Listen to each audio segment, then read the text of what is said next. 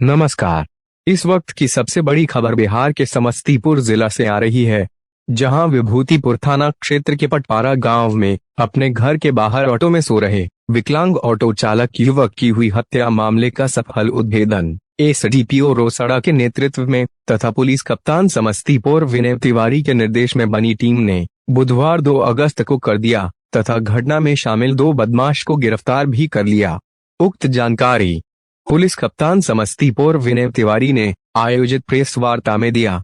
पत्रकारों को जानकारी देते हुए उन्होंने कहा कि विगत दिनों 5 मार्च की देर रात करीब 2 बजे बाइक सवार बदमाशों ने विभूतिपुर थाना क्षेत्र के पटपारा गांव स्थित वार्ड संख्या 3 निवासी रामाकांत शर्मा के 25 वर्षीय पुत्र मनीष कुमार शर्मा की उस समय हत्या कर दी थी, जिस समय वह खाना खाकर अपने घर के बाहर अपने ही ऑटो में सो रहा था। घटना के बाद मृतक मनीष के परिजनों ने अपने ही पड़ोसी के खिलाफ स्थानीय विभूतिपुर थाना में 3 लोगों के विरुद्ध नामजद प्राथमिकी दर्ज कराई थी। प्राथमिकी दर्ज होने के बाद से ही रोसड़ा एसडीपीओ के नेतृत्व में बनी टीम इस घटना के सफल उद्भेदन में लगी हुई थी, लेकिन कोई सुराग नहीं मिल रहा था। टीम मृतक के परिजनों द्वारा उपलब्ध कराई गई जानकारी के आधार पर भी काम कर रही थी, लेकिन कुछ भी सफलता हाथ नहीं लग रही थी। आखिरकार घटना के करीब 5 माह बाद मानवीय आसूचना व वैज्ञानिक अनुसंधान के आधार पर एसडीपीओ रोसड़ा को कुछ अतिरिक्त सुराग मिला, जिसके आधार पर एसडीपीओ रोसड़ा ने घटना का सफल उद्भेदन करते हुए घटना में शामिल मुख्य बदमाश संजीत कुमार उर्फ सुजीत कुमार व हथियार उपलब्ध कराने वाला शख्स सुमित कुमार को भी गिरफ्तार कर लिया। जब इस घटना के संबंध में गिरफ्तार बदमाश संजीत कुमार से पूछताछ की गई तो उसने बताया कि मृतक मनीष कुमार शर्मा उसका दोस्त था, जिसके कारण वह मृतक मनीष के घर आता जाता भी था। इसी बीच वह मनीष की बहन से प्यार करने लगा और चोरी चुपके उसकी बहन से समस्तीपुर बाजार में बुलाकर मिलने भी लगा, जिसकी जानकारी मृतक मनीष को हो गई। जिसके बाद मृतक मनीष उनकी प्रेमिका व अपनी बहन के साथ मारपीट करने लगा। इसी बीच मनीष को यह भी जानकारी मिली कि उसकी बहन उसके बच्चे की मां बनने वाली है। जानकारी मिलते ही मनीष ने अपनी बहन को बुरी तरीके से पीट दिया, जिसके कारण मनीष के बहन का गर्भपात हो गया। जब इसके बारे में उन्होंने मृतक मनीष से पूछताछ किया तो वह उसके साथ ही उलझ गया और झगड़ा करने लगा, जिसके बाद उसी दिन उसने मन बना लिया कि मनीष की हत्या कर देना है। फिर उसने अपने एक दोस्त की मदद से हथियार का बंदोबस्त किया और झगड़ा होने के कुछ दिन बाद ही वे शनिवार 5 मार्च की देर रात करीब 2 बजे बाइक से मृतक के दरवाजे पर पहुंचा, जहां उसने देखा कि मृतक मनीष अपने ऑटो में सो रहा है। बस उसी समय उसने मृतक को सोए हुए अवस्था में ही गोली मार दी और भाग निकला, जिससे ऑटो में सो रहे मनीष कुमार शर्मा की घटनास्थल पर ही मौत हो गई। पुलिस कप्तान समस्तीपुर विनय तिवारी ने यह भी बताया कि गिरफ्तार बदमाश संजीत कुमार उर्फ सुजीत कुमार मनीष की मौत कंफर्म हो जाने के बाद घटना की रात को ही मनीष के घर जाकर उसके परिजनों को सांत्वना भी देने लगा था, ताकि किसी को उसके ऊपर शक भी न हो। और हत्या के बाद मृतक के परिजनों द्वारा स्थानीय थाना में अपने पड़ोसी युवकों के खिलाफ नामजद प्राथमिकी दर्ज करवाने के बाद वह एकदम से निश्चिंत हो गया था। फिर भी वे मनीष के क्रियाकर्म के बाद वह अन्य प्रदेश भाग गया था। फिर कुछ दिन बाद वे पुनः अपने घर विभूतिपुर थाना क्षेत्र के पटपारा गांव आ गया था, जहां से उसे गिरफ्तार कर लिया गया। पुलिस कप्तान समस्तीपुर विनय तिवारी ने इस जटिल मामले के सफल उद्भेदन करने में शामिल एसडीपीओ रोसड़ा शिवम कुमार व विभूतिपुर थाना के पुलिस अवर निरीक्षक नवीन कुमार को बधाई भी दिया है। अभी तक के लिए बस इतना ही। नमस्कार। मार्च महीने में विभूतिपुर थाना में एक ऑटो के अंदर ही एक डेड बॉडी मिली थी, गोली मार करके हत्या कर दी गई थी ऑटो चालक मनीष कुमार की। ये हत्याकांड मार्च महीने का है, करीब 4-5 महीने पहले का। तो एफआईआर इसमें दर्ज हुई थी। जो मृतक मनीष कुमार के परिवार वाले थे उन्होंने नेम्ड एफआईआर कराई थी और बताया था कि उनके पड़ोस के कुछ लोगों पर उनको शक है, संदेह है कि उन्होंने घटना की होगी। इस घटना के खुलासे के लिए और इसकी गिरफ्तारी के लिए हम लोग प्रयासरत थे। 4 महीने तक इसमें कुछ भी पता नहीं चल पाया। हम लोग भी परिवार की बात को ही मान के चल रहे थे कि वही 3 सदस्य ने जो आरोप लगा रहे हैं पड़ोसियों पर, मणिकांत कुमार और 2 लोग और थे, उन्हीं ने ही ये हत्या की होगी। इसमें घटना का कारण जो परिवार के लोगों ने दिया था मृतक मनीष कुमार के, वो ये दिया था कि मृतक मनीष कुमार के भाई का फैमिली रिलेशंस में कुछ अवैध संबंध किसी का था और वो एक मणिकांत कुमार जो आरोपी हैं उसके छोटे भाई से था और उसको खगड़िया पुलिस ने कुछ दिन पहले गिरफ्तार किया गया था। तो आरोप लगाया गया था कि इसी गिरफ्तारी को लेकर के उनको शक था कि इस गिरफ्तारी की सूचना इनके परिवार ने दी होगी और खास करके मनीष कुमार ने दी होगी, इसीलिए मनीष कुमार की हत्या कर दी गई थी। हम लोग भी इनके इस आरोप से संतुष्ट नहीं थे और इसमें साक्ष्य भी नहीं मिल रहा था, लेकिन करीब 4 महीने तक हम लोग इसी डायरेक्शन में ही कार्य कर रहे थे। इसमें सफलता नहीं मिल पाई थी, न गिरफ्तारी हो पाई थी मणिकांत कुमार की, जो पूछताछ भी करनी थी हम लोगों को, लेकिन इन लोगों का चूँकि FIR में नाम था तो ये पूरा परिवार ही भाग गया था। जब मणिकांत कुमार से ना पूछताछ हुई, ना ही इन्होंने अपना सामने कोई सफाई साक्ष्य भी प्रस्तुत किया कि ये लोग निर्दोष हैं। लेकिन इसमें अनुसंधानकर्ता का रोल और SDPO साहब का रोल बहुत अच्छा रहा कि इन लोगों ने कई बार रहा कि भाई केस का जो है अब तक डिटेक्शन नहीं हो पाया, जल्दी डिटेक्शन करिए, लेकिन इन लोगों ने इसमें कोई भी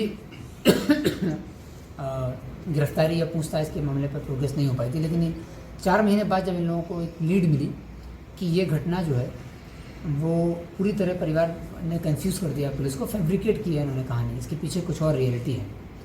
इसी बीच में जो विक्टिम पक्ष है और एक्यूज पक्ष है, दोनों के परिजन जो है वो पुलिस कार्यालय में भी आने लगे थे, हम लोगों से भी जनता दरबार में मिलने लगे थे। और मनीष कुमार के परिवार वाले आते थे कि अब तक गिरफ्तारी नहीं हो रही, उनके पड़ोसी जो हैं। और जब इस बारे में हम लोगों ने देखा फाइल में तो केस तो उसमें सही दिशा में जा रहा था, लेकिन बहुत कंक्लूसिव एविडेंस नहीं था। और जो मणिकांत कुमार के परिजन थे वो भी अपने, चूँकि वो लोग तो भागे हुए थे, लेकिन अपने दूर दराज के परिजन के माध्यम से वे साक्ष्य प्रस्तुत करने लगे कि वो लोग निर्दोष हैं। जब उन साक्ष्यों का हम लोगों ने अवलोकन किया तो हम लोगों को भी एक संदेह हुआ कि कहीं ना कहीं परिवार ने पूरी कहानी जो है फैब्रिकेट की है। उन्होंने देखा नहीं है किसी को, FIR में उन्होंने जरूर लिख दिया है कि 2 आदमी को मारते हुए देखे हैं, रात के समय की घटना थी। तो ये किसी और कारण से शायद अपने पड़ोसी को फंसाने की कोशिश कर रहे हैं, तो इस घटना का खुलासा जरूरी है। तो फिर SDPO रोसड़ा और इसमें जो IO हैं नवीन कुमार, उन्होंने बहुत अच्छी भूमिका निभाई। वो उस गांव में द्वारा से गए और उन्होंने फिर लीड लेना चालू किया, तो उनको पता चला कि इसमें इस घटना के पीछे कोई और कारण है। और फिर हम लोगों ने उनको उस दिशा में बढ़ने का आदेश दिया, उस दिशा में उन्होंने अनुसंधान किया और आज उन्होंने फिर उस घटना का पूरा उद्भेदन SDPO रोसड़ा ने स्वयं लीडरशिप लेते हुए उस घटना का उद्भेदन किया है। और जो मुख्य आरोपी इसका है वो संजीत कुमार नाम का व्यक्ति है, संजीत कुमार उर्फ सुजीत कुमार, और इसको हथियार उपलब्ध कराने वाला सुमन, बारे में 2 लोगों की गिरफ्तारी हुई है और इस पर पूरी घटनाक्रम का खुलासा हुआ यूँ था कि संजीत कुमार और मनीष कुमार ये दोनों आपस में, मृतक मनीष कुमार संजीत कुमार का दोस्त था। मनीष कुमार मृतक तो ऑटो चलाता था, आप लोग जानते हैं। और संजीत कुमार जो है 2017 में ही 10वीं कक्षा में जब प्रवेश किया था तो वो समस्तीपुर उसका आना जाना होता था और वो मृतक मनीष कुमार का ऑटो यूज़ करता था 2017 से समस्तीपुर आने जाने के लिए।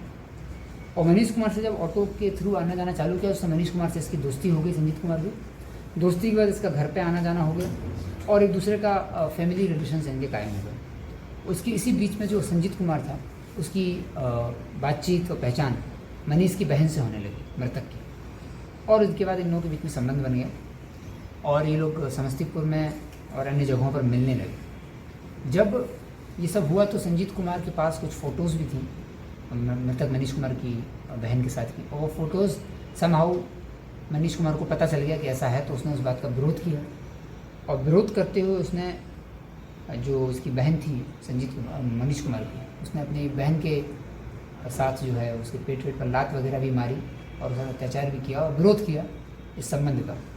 उसी क्रम में हम लोग ये भी पता चला है कि जो उसकी बहन थी वो उसका गर्भपात भी करा लिया गया था। इस बात से संजीत कुमार खफा था। संजीत कुमार को यह जानकारी होगी तो उसने मनीष कुमार से लड़ाई भी की और इस बात का उसने विरोध किया कि ऐसा क्यों किया।